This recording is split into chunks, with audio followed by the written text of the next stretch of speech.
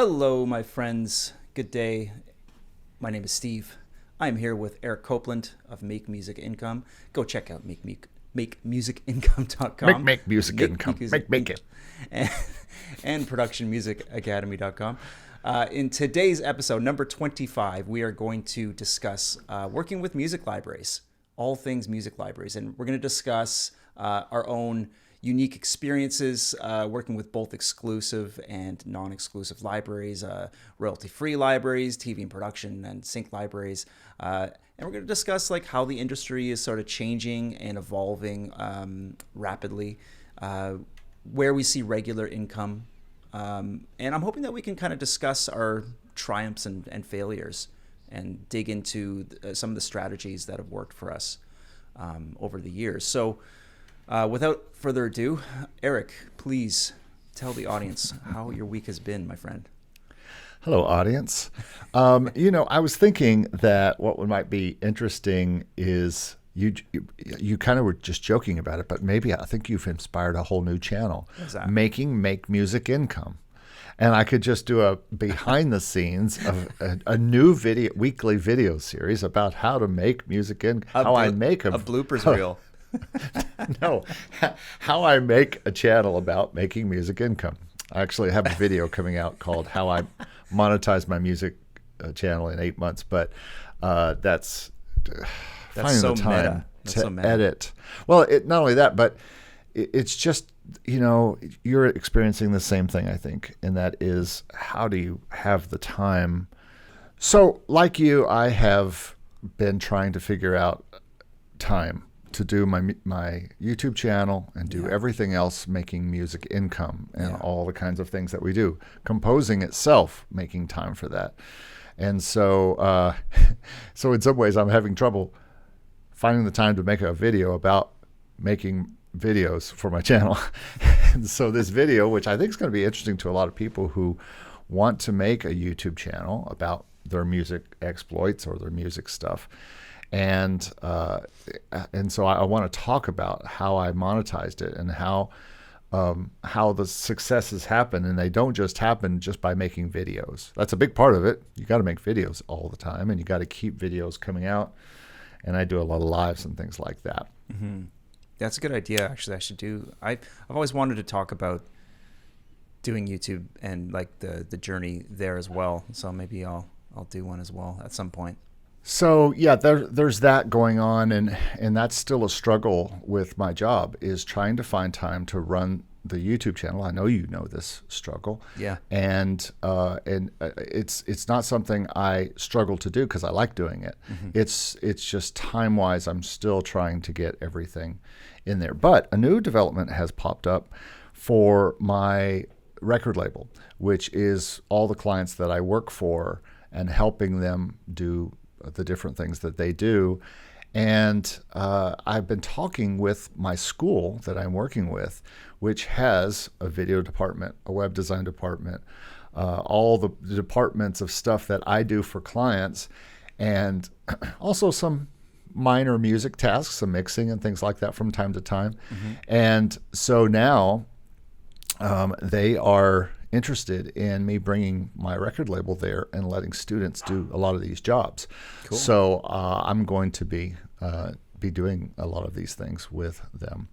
That's so awesome. Hopefully that is a way that I can free up some of my morning time in order to continue to do composing and do my YouTube channel and do all those kind of things. Mm-hmm. And so we'll see how that develops. That's just something that we're talking about right now, but that should be something that would really help me continue to have time for the things that I really want to do, which is mainly compose and teach, and and the YouTube channel is included in teaching. I have been putting some new stuff up to, or working on new things for, I don't know what they're for, but a lot of times if I just don't imagine that it's for a library, for a sync library, then I will just put them up to Motion Array and Audio Jungle and Pond 5. Mm-hmm. Yeah, had a rejection at Motion Array this week. I don't know if I would just say this song was lo-fi, but it was lo-fi-ish. It had lo-fi noise, it had grit, it had warp, it had vinyl. It had all sorts of stuff going on in it. And as per usual, when I send stuff that's funky or, not necessarily high energy, but stuff that is not my usual, I don't get accepted at Motion Array. They like my, I don't know if it's that the song wasn't right or they expect different things from different composers. Yeah, well, they can't. It's a question. They can't. I mean, they got so many people sending them music. It's like I don't know if they're keeping tabs on, everybody's strengths and weaknesses, or Maybe. Like, I don't know if they have a file on you being like, oh, Eric has sent us something other than what he usually sends us. I mean, I don't know, but I have. It just seems like that apparently, because I can look at the music I have up there, and 98% of it falls into a kind of, I'm not going to say easy listening, but certainly not a rock category or a kind of a hip hop category or anything like that. So, but that being said, I have seen, and this is a little hint for those of you who are watching who are trying to get on Motion Array. The people I have personally seen getting on Motion Array, and these are people I have personally counseled that are getting on Motion Array, that were on Pond 5 and now they're trying to get on Motion Array. They have been on Motion Array because of they're doing more on the classical side of things. Dan Barracuda, who does more acoustic guitar stuff, pretty easy for him to get on and do well on Motion Array. Joe O'Rourke, who is another guy who's part of the Discord, and I do some counseling with. He does a lot of classical piano, and he got on Motion Array without much trouble and has done pretty good there. I don't know if he's making much money. I think I saw one of his tracks on like the top page of, maybe it was a staff pick or something. I'm pretty sure I saw one of his tracks. Might have been. Because Joe, he came to me like he was interested in the Stephen Millen gaming music stuff, and he was very involved in that. But he was saying, he wanted to do some piano things. And I was like, well, why don't you do more like classical things? You play classically. Why don't you play some classical music? He goes, you mean you could do public domain stuff up there? I'm like, heck yeah. And so now he's just dumping the classical public domain stuff up there and doing very, very well. Yeah, that's great. So the people that I have seen get onto Motion Array easily have been people who do a more laid back style or do a less overproduced style, let's say. And maybe that might be part of what I find personally sometimes with my stuff is that the more I produce, the less it gets accepted to Motion Array, and well, that's not really true, because I have a lot of like really overproduced, well-produced Nashville stuff that's accepted. But it might just be that they get too much of a style sometimes, and because we have lots of friends on our Discord who are trying to get into Motion Array, and since we're talking about music libraries and working with them, I'm trying to help several members of the Academy get in as well. I'm trying to help them with their submissions. So I mean, and it's tough, man. It's like it's sort of a mystery, what's going on behind the scenes there. It's very difficult to assess like what it is that they like and don't like, because they don't give you personal feedback on your submissions. So there's that. I haven't listened to your lo-fi track, but I will. I meant to listen to that last night. Again, I'm not even sure if I call it lo-fi. Yeah. And so it's born a new idea for a New Music Tuesday, which we'll be having this Tuesday on the channel, called What is Lo-Fi? We did What is Corporate Music a few weeks ago, and so we're going to do What is Lo-Fi. I'll try to join in and for that. talk about that. I would love for you to join in and maybe send a song.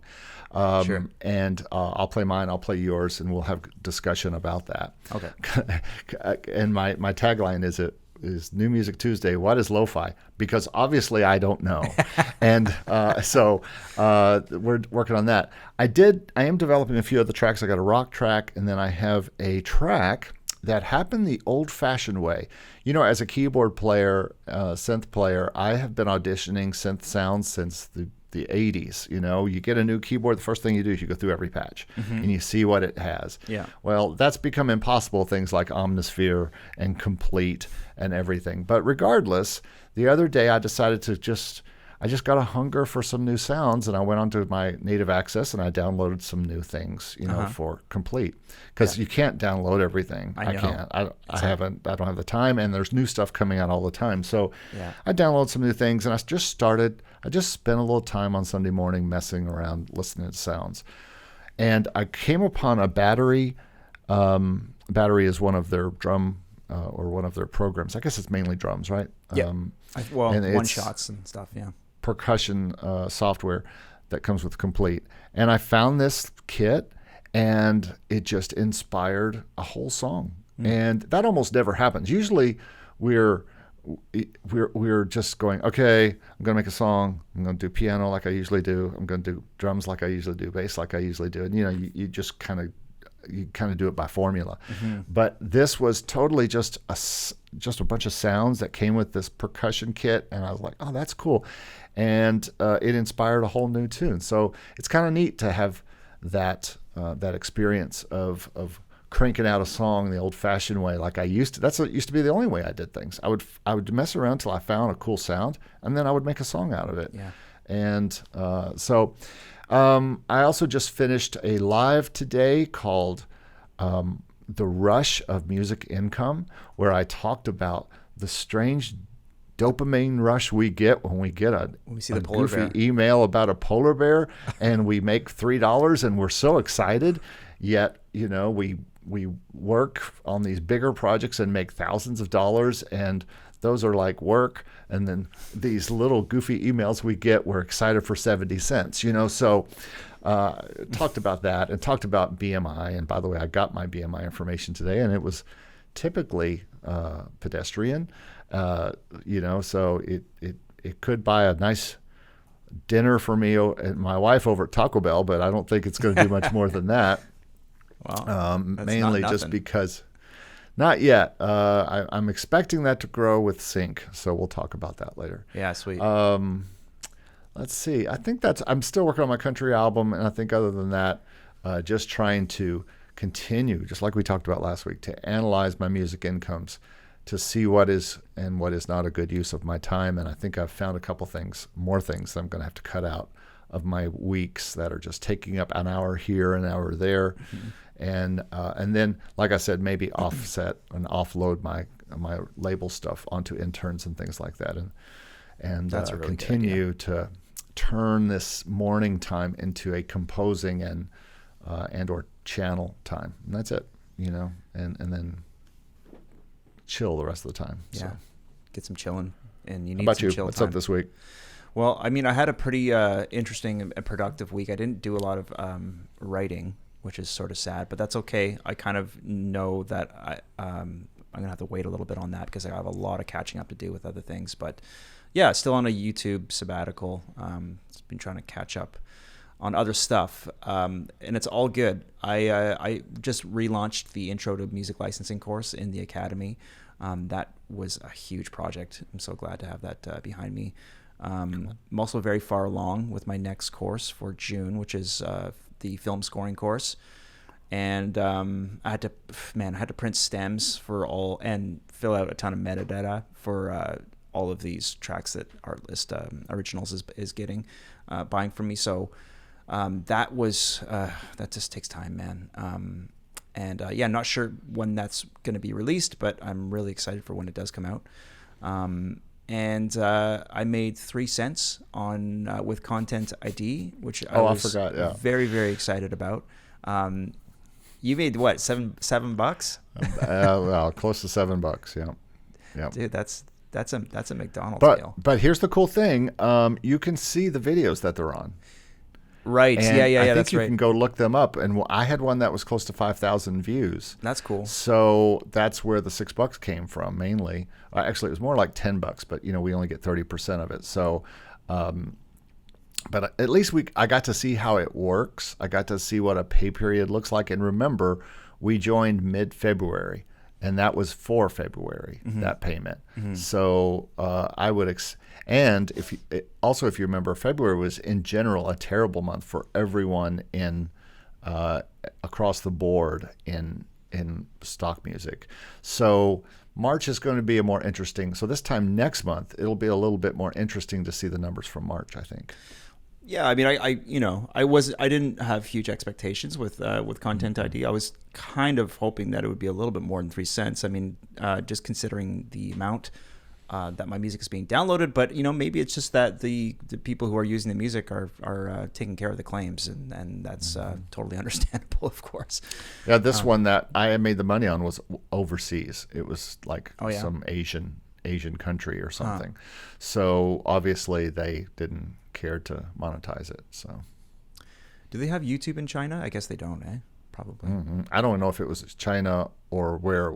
It was Asian somewhere. I don't really know if it could have been Japan. I just haven't. I haven't had time to really examine it that much.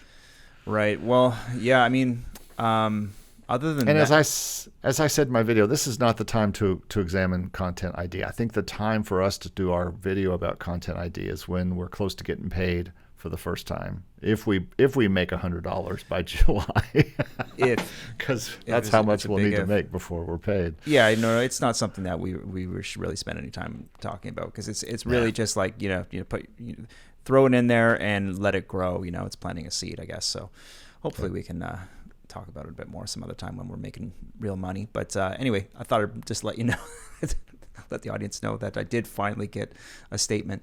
I also had a pretty interesting chat with a music producer from Israel. His name is Peter. He recently joined the Discord, and he mentioned that he was a contributor on Artlist. And we had a bit of a back and forth on Instagram, which was really, really, really interesting. And he mentioned to me that I should be regularly checking my Artlist catalog on TuneSat. So he mentioned to me that he found literally thousands of placements on TuneSat with this Artlist catalog. And I was like, really? Wow. Now, I had uploaded my Artlist catalog to TuneSat some time ago, and I hadn't checked back in, just kind of slipped my mind. And Peter mentioned to me that, he'd had to sign up with like multiple different PROs, like he was with BMI and PRS collecting in Europe and stuff like that. And he had to export his placements from TuneSat in order to like rightfully collect on some of these placements that he was getting through networks. And it's made a huge difference to his income, which I think is really, really fascinating, considering that Artlist is not like a TV and sync production library, but a lot of these placements are coming up in network broadcasts. So I went back into my own TuneSat because it'd been a while since I checked in on it. And I found all these placements as well. Wow. On French television. And I was like, oh, wow, okay, this is interesting. It's a strange development. Now, have you registered these songs with SOCAN? Yes, I have, but I don't know. And see, what I'm trying to figure out is like, I'm not actually so sure that I'm not sure about SOCAN's ability to collect on these European placements. I don't know whether these cue sheets are being properly filed. And I'm going to have to check in with SOCAN and see what the right move is, because Peter mentioned that he's with Songtrust, which collects worldwide. And that's something I might look into. But I think that, every PRO is limited to some extent by how much royalties they can collect worldwide. So it's something I have to look into further. But more so, I was just really stunned to find that my Artlist catalog is showing up on networks, on like television networks. It would seem it's also time for you to sign up with BMI. Probably, yeah. Yeah, probably. Well, that's interesting. My TuneSat continues to be quiet, and but again, not as much. I still have many albums to come out on my libraries, which we'll talk about here soon. But that's pretty cool. Yeah, it's something. I mean, I don't know what it'll work out to in terms of money. Probably not that much, but it's something. And I don't have that much music out there. I realized. I think it's like I need to get back to like cranking out tunes here quickly. Well, once you get this Artlist deal done, then you'll just think of another album to do for them as well, right? That's right. The originals and all that. So yeah, once you have that library, and that's what we're going to talk about today. Once you have those libraries, what do you do with them? How do you talk with them? How do you supply them with stuff? And that's another reason why I need to offload my mornings, because I have libraries to send to, and I need to be sending to them. you know? Yes, and I think that if there's anything that I've kind of noticed about other folks that are like successfully working with libraries is that they often like develop close relationships with these libraries, and they want you to send them music regularly. So Sometimes. I know that Jesse's mentioned this before, you know, like if you kind of get in, even with like the TV and sync production libraries, and they like your material, they may want to like send you briefs, and they may expect that you're sending them stuff like quite regularly. And if you're not, then it might be, you know, they kind of might push you to the sidelines kind of thing. So I think that it seems like, you know, and Dave Kropp also mentions this as well. I mean, I think he works very closely with maybe one or two libraries where that he sends music to regularly. And he's developed like a personal relationship and a rapport with the team there. I mean, because these are really small teams, remember? And I think that it's fair to say that like a lot of the people that are sort of successful in the library game are working with a very like either just a small handful of libraries at the most, like one or two, and they're sending them lots of music regularly. Would you say that's kind of a fair assessment? Yes, and I should mention before I forget, Dave and I had lunch the other day. Oh, you did? Nice. Yeah, we got together for Mexican. We have no proof because both of us forgot to take a selfie, Oh. but we did eat Mexican over there near where he teaches, Nice. at Full Sail and close to where I teach. So, yeah, I find that all the libraries work differently. First of all, I work with scorekeepers.com, which anybody can go to and see if you feel like that's a library for you. I would suggest that. They're somewhat of a public library. They're not necessarily a library that hides, you know, and that kind of stuff. But not everybody can get in either. And some people don't want to get in because of the library. And I'm not even sure what they bought me. But I can upload as much as I want there and get stuff accepted. And one song at a time. I don't have to do albums. I can do one song or three songs. Usually I'll do 2 or 3 songs at a time, just throw them up there and see if they accept them. And then if they do, I have to do certain kinds of mixes for them and things like that. Not necessarily stems, but certain kinds of, they have 4 or 5 different kind of mixes they want. Okay. So I can do that, and I need to do that more. There's more I need to upload to them and see if they'll take. A lot of times I'll take things that I made and put in stock libraries, and then I'll pitch those just to see if they would want them, and because they only do limited work in stock, and so I go back and forth on how much I want to do that. How much do I want to put stuff up to stock libraries, and how much do I want to put up to sync? And there's both sides kind of the coin. On sync, you might wait forever for something to get used. On stock, Yeah. You also might wait forever to get something used on. But you'll probably get a bigger payday when it's used one time on a sync type of thing versus what you would get for it to be used or not. I mean, you've had songs that have done very well on Motion Array and made you 4 figures. So it really depends on the kind of music you make and what their needs and what clients' needs are. I have a second library that only accepted a bunch of once I made an email to him and sent him my different stuff. He really liked my country stuff, and he said, "Can you send me a bunch of country? Because I need a new country album." And so I did. I made a whole country album of stuff that I had produced through the years, and I sent it to him and got into his library. He is one who will send me briefs. He will send me about once a month. He'll say, "Hey, I got a thing in Europe. It's worth $1,700. Can you give me something for it?" And I've done that 4 or 5 times for him, and come up with something rather quickly that he could use. And then I have my third library, which is more of a library that's tied to BMG and Universal. And I usually have at least a handful of projects in the works all the time. Right now I have this country album in the works because they wanted a country album. And then I have 3 other albums at least that are waiting to be put up. And I noticed lately that they are putting more out. They're getting more albums out. So I should have a couple more albums being put out on that library here soon, and that's the key, to get lots of songs up on these libraries.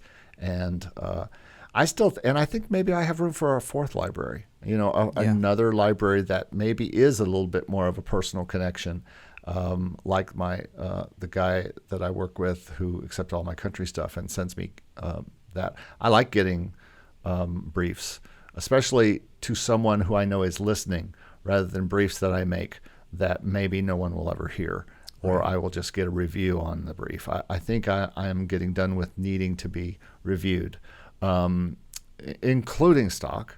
I think it's getting close to that time where I'm done. I'm only wanting, and you may be seeing this too, now that you have this relationship with this team that accepts your music, working specifically for people who want your music, rather than playing games with companies that may or may not reject you, and if they do, it may or may not go anywhere, or it may make you pennies, versus really working on things that pay off in a bigger way, or that will pay off in a bigger way. And I think that's where we all hope to get in some ways. Yeah, so, we should talk about rejections too, because it's like I noticed there was a discussion on in the Discord about, like, some of the tracks that had been rejected for some people on Motion Array, and they were like a bestseller on a different library. And look, at the end of the day, on the other side of these submissions are human beings listening to your tracks, and you're not going to please everybody.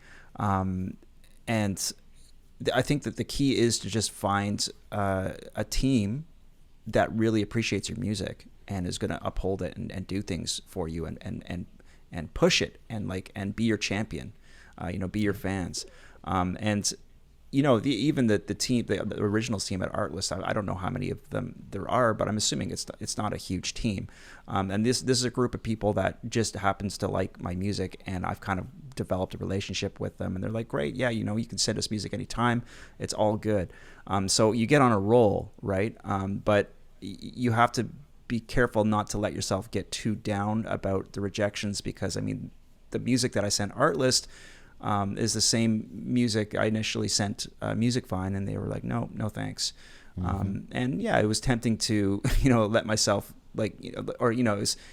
you get that sort of like, maybe I'm not doing it right, or maybe this isn't the right move, or I'm missing something here. But at the end of the day, it's really, it's like your music will work for some people, and it won't for others. And it takes time to find the library that's going to work for you, who's going to champion your music. So, didn't happen overnight with Artlist. It was a long road towards actually kind of developing because you sat there all year and had no idea what you were making or what was going on with it all last year, and then all of a sudden you get to the payday and you're like, whoa, okay, so this is going to be a thing. I could see my downloads. I didn't know how much the downloads were worth because I had never received a payment. But I could see that they were being downloaded, but I didn't know what that meant relative to other people on the platform. Because I was like, I don't know if it's a little or it's a lot. But what does that mean monetarily? Exactly. Yeah, exactly. And I don't know whether it would be like those stats are good, like look good for me from their perspective, or not, right? So in any case, it's just nice to have like a close relationship with the library where they appreciate what I'm sending them, and you get on a roll, and that kind of motivates me to write more for them. Absolutely. and work hard for them because they're working hard for me. So that's what you want to find ideally in a library. And I think that considering that I sort of have this setup where I'm able to make a decent little chunk of change from Motion Array. Right now I'm doing having another good month on Motion Array, which I'm really stoked about. And then having Artlist kind of request, sending me briefs essentially, and commissions for work. It's hard for me to, I got to tread carefully. I can't really go and work with a bunch of other libraries because at the end of the day, I have to allot time for But again, my academy. you and stuff don't like that. need to. It's kind of like how much is enough? I mean, how much more do you need other than what you're getting paid by these things? You have to eventually say, I'm not going to be greedy and just continue to say I need more and more and more and more. I only made 2,000 from this thing. I want to make 5,000 from this thing, and I want to make 10,000 from this thing. Well, you can only write so much music. It's only you can only write so much music, and only so much you have time to produce, and then live the rest of your life. And so. But I think, hey, it's great if you can get into that problem where you've got too much money to make. But at the same time, that can put a big pressure on the music and make the music not fun, and then take away the joy of other things that you do enjoy doing as well, like the YouTube, and you have your academy, and you have all these things that you are also doing, and soon you're going to have your live stuff back again, and then you have your relationship with your fiance and things like that to keep in shape. It's important too. So I mean, I've heard I think that it's from what I've heard from people who are working with TV and production libraries, it's also been that kind of like slow game where they've like sent some music. They're like, yeah, we like this, and then maybe they start getting some briefs. And these the people that have had success with these libraries have been very proactive about responding to the briefs quickly and sending the music regularly. And then the team on the other side is like, this guy's gonna work. This guy knows he works fast, sends us a lot of good material. Let's push this guy's music out there. Let's be his his super fan, I guess, and like let's get him placements because he's the dude who's gonna or dudette that's gonna send us like stuff and work for us. So it's like one of those things, and I think that everyone like Jesse and I've heard Jesse and Dave both kind of allude to that. They have close relationships with the teams. Yeah, and Jesse talks a lot about that as well, about the fact that you are really it's a long game of 2 to 5 years to get that income kind of rolling in, and I'm giving it a long leash. I'm going to keep creating these albums for these companies. And especially my main one, who has taken 5 or 6 of my albums, and so I'm just going to continue to create those and let those pile up. And and I've got time and I've got income right now to let that become a thing. Right now, it's working as far as getting it into the libraries. It's not working as far as bringing money into my bank account, so or my BMI, obviously, but. It should, eventually. Yeah. And so I just don't have any really qualms about it right now. I'm very happy doing that. You're set up and you're enjoying the process of writing, and you have income to tide you over until you start seeing royalties. And I think a lot of people are in the same boat. It's like. You're not thinking about it in terms of like I need to make money. You're thinking about it like as in this having fun and expressing yourself and talking about it and on your YouTube and stuff and that's great. That's all you need. I know where I think I'm kind of headed with the next 5-10 years with libraries. Where do you think you are headed? And then I'll let you know where I'm headed. I mean, I think you're on a path right now with Artlist and Motion Array, maybe. And do you think that is your current and future for now, or what? Well, I think there's a lot of work left to do with both Artlist and Motion Array, and I definitely want to cultivate that relationship for years to come. But I also want that same relationship that I have with Artlist. I want to have that same relationship with a production library that's going to get me into lots of TV shows and is going to TV, film, ads.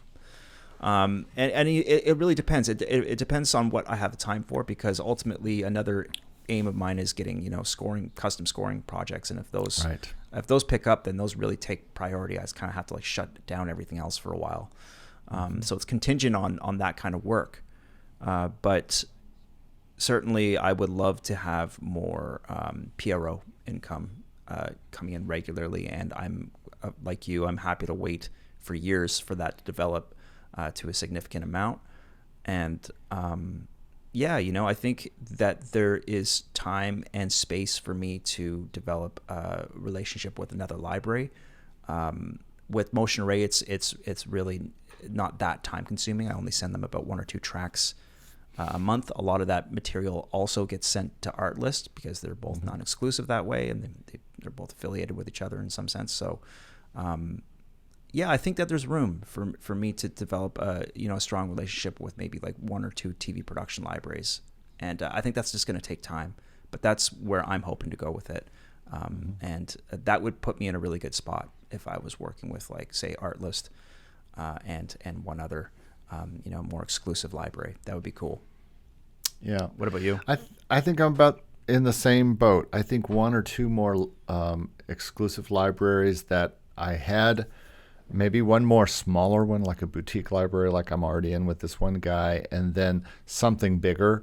I mean, really, all these companies are boutique. They have 1 or 3 people working in them because they have to stay small and keep their expenses small and work out of their homes to do all this stuff, just like we do, or recording engineers do in Nashville or anywhere now. They all work out of their homes to keep expenses down.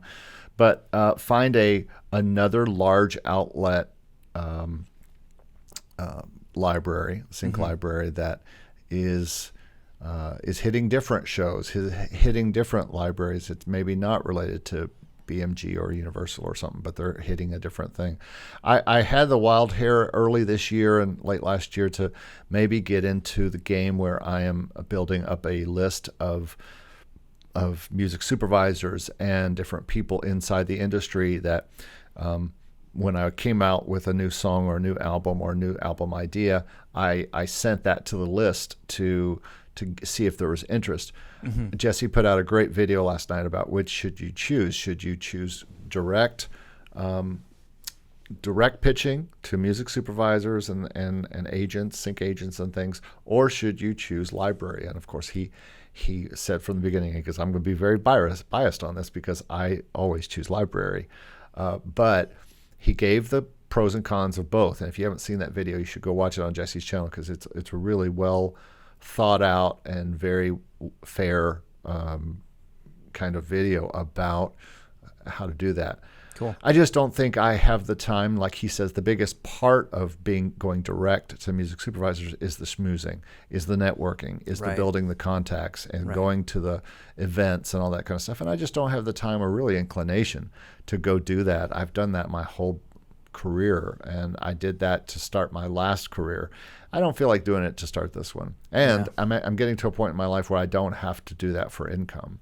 And so over the next 10 years, income's going to come in almost automatically to some extent for me. So I'm not going to have to go build a new income like that. That's for if you're in your 30s and you are getting heard and seen and you think you have stuff for that maybe that's what you want to do. Maybe you want to start going to these music supervisor events and these sync music events and just shaking hands and meeting people and getting their emails and building a giant email list to directly pitch your stuff. Yes. But I think I'm looking for a few more libraries. I'm looking for a few more libraries that like the produced style that I do.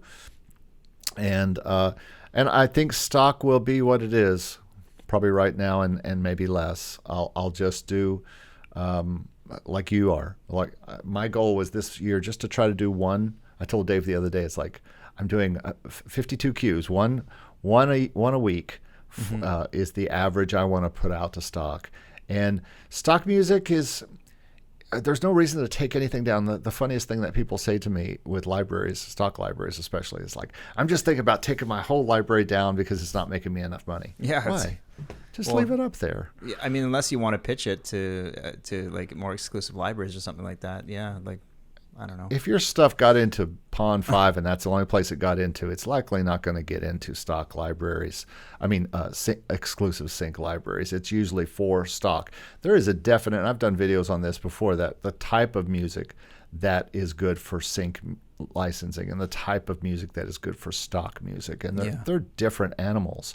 And so, I mean, it's not that you can't get high-end stuff that you made for sync into stock libraries. You can, but that's not usually what stock people are looking for. They're looking for a certain kind of sound to put behind their talking head videos or whatever. So I just think that they're different animals, and I'm not sure I have the interest to make true corporate music, true music for talking head videos. I tend to make more artistic music and music that is standalone rather than usable by stock clients. And versus the stuff that I do on the sync side is specifically for TV shows and for film score or use in scenes and use in ads and things like that. We're working on an album right now that's all ad type music. It's like about food, and it's about cars, and it's about stuff like that, you know. So I think I have a more interest in that side of developing things rather than developing more things for the stock library market. But I won't take the stuff that I have in the stock library out unless I get them signed somewhere else. I'll just leave them in there. If they make me a couple $100 a month, then fine, or more or less, it doesn't matter. Yeah, I mean, if you're making really like intricate, beautiful, artistic music, then I don't know if like the stock music marketplace is the right place for these tracks to land. I mean, you're probably not doing it justice. You know, I think that's the whole idea with like stock music, is that it is sort of like loop based and very simple. I mean, that's the kind of stuff that does well on Pond 5. Very, very minimalist and Motion Array. I mean, all of them. Yeah, I mean, but Motion Array, has all sorts of different stuff on there, and they tend to, give staff picks out to the stuff that's like very, very well produced and sort of more artistic and more intricate. I think that's like how they want to kind of brand themselves and set themselves apart from other stock libraries. But that's not to say that there's not a lot of stock music that's kind of like very kind of stocky-ish that does well on that library, especially some of their older catalog, from years ago, before they started insisting that people start naming their tracks like creatively rather than descriptively, because you'll notice that some of their back catalog is like descriptive naming, like Audio Jungle back in the day.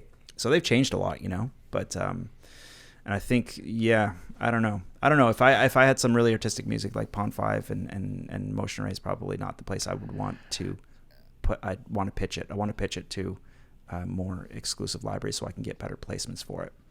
I will say this, even if I think that it's artistic and it's not necessarily great stock music and I don't have any place else to put it, I'm going to throw it up on stock stuff just because Pond 5 is too easy a place to put it. And now that they don't do at least noticeable watermarking, you can use that as almost a SoundCloud. Instead of SoundCloud, and it's a place where people can still download it if they want to use it, and you get paid a few bucks. So, Pond 5 might be a new SoundCloud in some ways. This is maybe a video fodder, but there'll be no ads at least.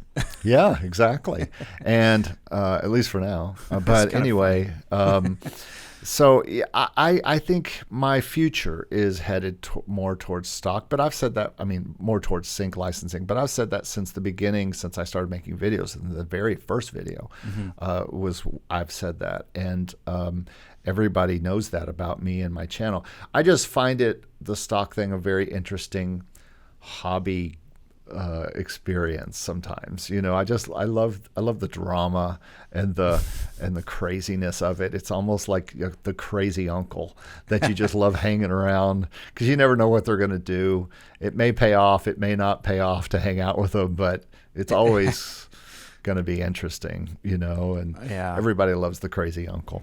It's a roller coaster, that's for sure. Yeah. And it's fun to talk about sometimes, and inform people about, because I do still think that stock music, especially someplace like Pond 5, is a great starting spot. We've talked about this many times for people who are just starting music for the first time. Well, just getting the process, like the tagging and the alternate edits and stuff, like, just to get you into the zone of like what it is to get your music ready for the marketplace. Just that it's and you don't have to watermark it either, which is cool. It's easy. Great first step. It is a nice first step if you're totally green to the whole licensing world. So was that a small earthquake? Just knocked my phone off my desk here. Well, I think that's probably about all I have to say on the subject. Any last remarks? No, I think we've said it all, I hope. Okay. Well, folks, just continue to work your journey, and that journey may start with stock licensing libraries. It may start with sync libraries, and may include neither of the other one. In other words, you may decide only to work in the stock world or only to work in the sync world, and neither is wrong. But I think the key is to continue to find libraries that work for you, that you have relationship with, as Steve said, and that you make either inroads with in getting your music in there, or you literally make money. And if you're making money with them and they like your stuff and you have a good relationship, well, that's kind of the trifecta, I think. Yeah. So. Yeah, I think it's all about building relationships, whether it's with libraries or other clients that are going to pay you for your music. It's all about that. So think about that. Yep. All right, man. Cool. Well, good chat. Off to do other things musically. So. Yes, sir. All right. We'll see everybody next week. Thanks so much for joining us. And we'll see you next week for How We Make Music Income Now. The updates.